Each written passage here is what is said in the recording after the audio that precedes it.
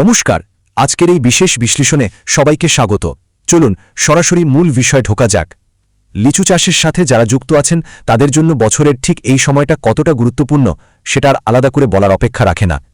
গাছে গাছে মুকুল আসে, আর সেই মুকুলের সাথেই জড়িয়ে থাকে অনেক অনেক আশা।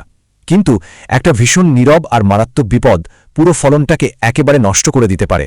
আজ আমরা ধাপে ধাপে দেখব এই বিপদটা ঠিক কি, কিভাবে একে চেনা যায়, আর সবচেয়ে গুরুত্বপূর্ণ কোন বৈজ্ঞানিক উপায়ে লিচুর ফলন রক্ষা করা সম্ভব। একটু খেয়াল করলেই হয়তো চোখে পড়বে, লিচুর ফুল আসার পর হঠাৎ করেই তা বাদামি রঙের হয়ে শুকিয়ে যাচ্ছে। সতেজ থাকার কথা, তাই না? কিন্তু তার বদলে ফুলের গুচ্ছগুলো ধীরে ধীরে কুঁচকে যাচ্ছে এবং ফল ধরার আগেই একেবারে নির্জীব হয়ে মাটিতে ঝরে পড়ছে। বাগানে এমন লক্ষণ দেখা গেলে এখনই কিন্তু সতর্ক হওয়া ভীষণ প্রয়োজন। এটা কোনো সাধারণ ফুল ঝরে পড়া নয়, বা হঠাৎ করে হওয়া কোনো প্রাকৃতিক ঘটনাও নয়। এটা আসলে একটা বড়সড় অশনি সংকেত, যা খুব দ্রুত পুরো বাগানে ছড়িয়ে পড়তে পারে। আর পরিস্থিতি ঠিক কতটা ভয়াবহ হতে পারে সেটা এই পরিসংখ্যানটা দেখলেই পরিষ্কার হয়ে যাবে। প্রায় ৮০%, হ্যাঁ ঠিকই শুনছেন। যদি একদম সঠিক সময়ে এই রোগ প্রতিরোধ করা না যায়, তবে মোট ফলনের ৫০ থেকে ৮০% পর্যন্ত স্রেফ নষ্ট হয়ে যেতে পারে। মানে সারা বছরের এত হাড়ভাঙা খাটুনি, গাছের পেছনে দেওয়া এত সময় আর এত অর্থ, সব কিছু চোখের পলকে শেষ। এত বিপুল আর্থিক ক্ষতি এড়াতে হলে অবিলম্বে ব্যবস্থা নেওয়া ছাড়া আর কোনো রাস্তা খোলা নেই। তো প্রথম পর্ব, লিচুর ফুল শুকিয়ে যাওয়া বা বাগানে ব্লসম ব্লাইট। ঠিক আছে, চলুন এবার একটু গভীরে গিয়ে বিষয়টা বোঝা যাক। কৃষিমহলে এই মারাত্মক ধ্বংসাত্মক রোগটিকে ব্লসম ব্লাইট বা ফুল শুকিয়ে যাওয়া বলা হয়। এটি মূলত একটি অত্যন্ত বিপজ্জনক ফাঙ্গাল বা ছত্রাকজনিত রোগ। রোগটা এতটাই আগ্রাসী যে সরাসরি ফুলের অংশে আক্রমণ করে তাকে একেবারে শুরুতেই সম্পূর্ণ ধ্বংস করে দেয়। আমাদের দ্বিতীয় পর্ব, ফাঙ্গাস এবং আবহাওয়ার প্রভাব, মানে এর মূল কারণসমূহ। এখন মনে প্রশ্ন আসতেই পারে, ঠিক কেন এমনটা ঘটে? চলুন সেই অদৃশ্য শত্রু আর পরিবেশগত কারণগুলো একটু চিহ্নিত করে নিই, যেগুলো এই রোগকে বাগানে দাবানলের মতো বিস্তার লাভ করতে সাহায্য করে। এই ব্লসম ব্লাইট রোগের পেছনের মূল কালপ্রিট বা আসল অপরাধীটা হল অণুবীক্ষণিক এক ছত্রাক। বিজ্ঞানের ভাষায় এর নাম কোলেট্রিকাম। এই ফাঙ্গাসটার স্বভাবই হল অত্যন্ত আগ্রাসী হওয়া। একটু সুযোগ পেলেই এরা লিচুর নরম সংবেদনশীল ফুলে আক্রমণ করে বসে। আর একবার যদি এরা বাগানে ঢুকে পড়ে এবং নিজেদের পছন্দমতো পরিবেশ পেয়ে যায়, তাহলে আক্ষরিক অর্থেই এক গাছ থেকে অন্য গাছে ছড়িয়ে পড়তে এদের খুব একটা সময় লাগে না। এখন জানা দরকার এই কোলেটোট্রিকাম ফাঙ্গাস ঠিক কোন পরিবেশে সবচেয়ে বেশি সক্রিয় হয়ে ওঠে। বিশেষ করে ফেব্রুয়ারি এবং মার্চ মাস, যখন শীতের শেষে একটু একটু করে গরম পড়তে শুরু করে আর বাতাসে আর্দ্রতার পরিমাণ ৮০%-এর উপরে চলে যায়, ঠিক তখনই এরা সবচেয়ে দ্রুত বংশবৃদ্ধি করে। তার উপর আকাশে যদি মেঘ থাকে, কুয়াশা পড়ে বা অকাল বৃষ্টি নেমে যায়, তাহলে তো পরিস্থিতি একেবারে নিয়ন্ত্রণের বাইরে চলে যেতে পারে। আর একটা বড় কারণ হলো খুব কাছাকাছি ঘন করে গাছ লাগানো। ডালপালার ভেতর দিয়ে যদি বাতাস আর সূর্যের আলো ঠিকমতো ঢুকতে না পারে, তাহলে সেই স্যাঁতসেঁতে পরিবেশটা ফাঙ্গাসের জন্য একেবারে আদর্শ একটা ঘরবাড়ি হয়ে দাঁড়ায়। এবার আসছি তৃতীয় পর্বে, নির্ভুল এবং বৈজ্ঞানিক প্রতিকার, অর্থাৎ সঠিক কর্মপরিকল্পনা। সমস্যা তো বেশ ভালোভাবে বোঝা গেল, কিন্তু সমাধান কি? ভয়ের কিছু নেই। দেরি না করে এবার আমরা কিছু সুনির্দিষ্ট এবং বিজ্ঞানসম্মত প্রতিরোধমূলক চিকিৎসার দিকে এগোব, যা এখনই প্রয়োগ করা প্রয়োজন। এখন এই স্লাইডের সবচেয়ে লক্ষণীয় দিকটা হলো এখানে রোগ প্রতিরোধের চমৎকার সব রাসায়নিক বিকল্প আর তাদের সঠিক মাত্রা খুব পরিষ্কারভাবে দেওয়া আছে। যে কোনো একটা ভালো ছত্রাকনাশক বেছে নিতে হবে। প্রতি লিটার জলে ১ গ্রাম কার্বেন্ডাজিম ৫০ ডব্লিউপি অথবা ১ মিলিলিটার হেক্সাকোনাজোল ৫ ইসি ব্যবহার করা যেতে পারে। তবে এখানকার সবচেয়ে নজরকাড়া আর আধুনিক বিকল্পটা হল অ্যাজোক্সিস্ট্রোবিন ২৩ এসসি।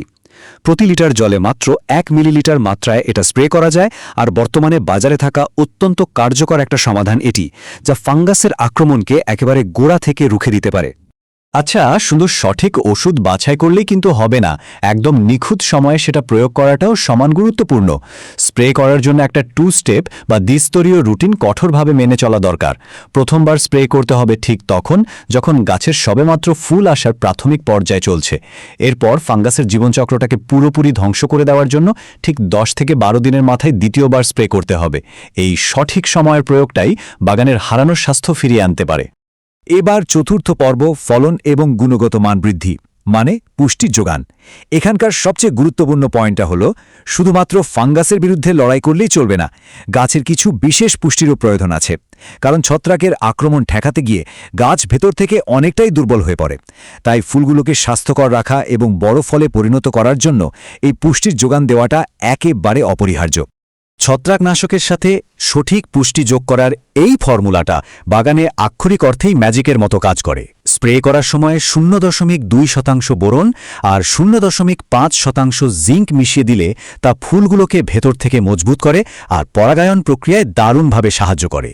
আর যদি এক্সপোর্ট কোয়ালিটির মানে রপ্তানিযোগ্য সেরা মানের লিচু পাওয়ার লক্ষ্য থাকে, তবে এর সাথে 0.3% সিউইড এক্সট্র্যাক্ট বা সামুদ্রিক শৈবালের নির্যাস অবশ্যই মেশাতে হবে। এটা গাছের জন্য একটা অদৃশ্য রক্ষাকবচ হিসেবে কাজ করে, যা গাছের যে কোনো প্রতিকূলতা সহ্য করার ক্ষমতাকে প্রায় দ্বিগুণ বাড়িয়ে দেয়।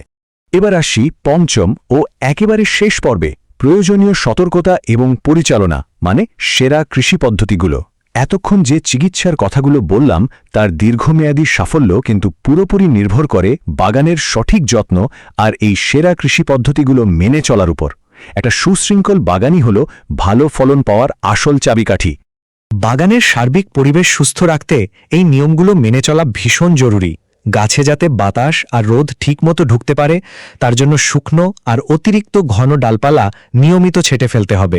যেসব ফুল ইতিমধ্যেই ব্লসম ব্লাইটে সংক্রমিত হয়ে শুকিয়ে গেছে সেগুলো গাছ থেকে ভেঙে বাগানের বাইরে অনেক দূরে ফেলে দিতে হবে বা পুড়িয়ে ফেলতে হবে। আরেকটা অত্যন্ত গুরুত্বপূর্ণ বিষয় হল কখনোই একই ছত্রাকনাশক বারবার ব্যবহার করা ঠিক নয়। ফাঙ্গাস যাতে ওষুধের প্রতি প্রতিরোধী বা রেজিস্ট্যান্ট হয়ে না ওঠে তাই ঘুরিয়ে ফিরিয়ে আলাদা আলাদা ওষুধ স্প্রে করতে হবে। আর হ্যাঁ, বৃষ্টি আসার সম্ভাবনা থাকলে তার ঠিক আগে কোনোভাবেই স্প্রে করা চলবে না, কারণ বৃষ্টির জলে ওষুধ ধুয়ে গেলে পুরো পরিশ্রমটাই জলে যাবে। তো এই সমস্ত বৈজ্ঞানিক বিশ্লেষণ এবং তথ্য জানার পর এবার একটা অত্যন্ত গুরুত্বপূর্ণ বিষয় ভেবে দেখার সময় এসেছে, লিচু বাগান কি এই মারাত্মক রোগের হাত থেকে সম্পূর্ণ সুরক্ষিত? ব্লসম ব্লাইট অত্যন্ত দ্রুত ছড়ায় ঠিকই, কিন্তু একদম সঠিক সময়ে সঠিক পদক্ষেপ নিলে বিপুল পরিমাণ ফলন নিশ্চিত করা একেবারেই সম্ভব। আরও বিস্তারিত জানতে এবং নিজ এলাকার মাটি ও নির্দিষ্ট আবহাওয়া অনুযায়ী নিখুঁত পরামর্শ পেতে সবসময় স্থানীয় কৃষি বিজ্ঞান কেন্দ্রের বিশেষজ্ঞদের সাথে যোগাযোগ রাখা উচিত। আমাদের আজকের এই বিশ্লেষণটি এখানেই শেষ হচ্ছে।